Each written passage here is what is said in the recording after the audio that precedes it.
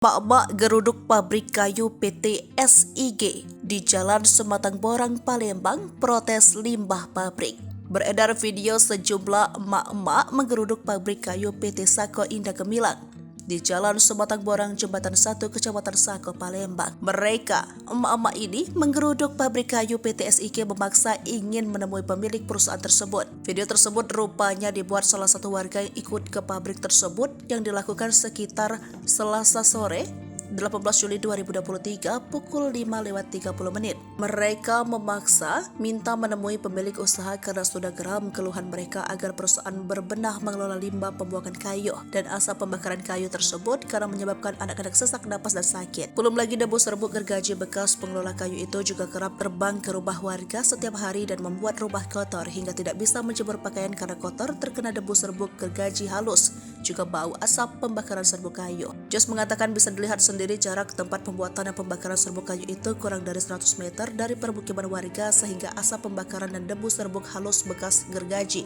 terbang ke rumah. Warga harus menutup jendela dan pintu setiap hari karena debu dan asap masuk ke rumah jika tidak ditutup. Jos mengatakan anak-anak sakit batuk dan sesak napas karena debu kayu, juga asap itu bukan cuma isapan jempol belaka. Mereka bisa membuktikan langsung dengan mendokumentasikan agar bisa jadi bahan pertimbangan pemilik pabrik berbenah.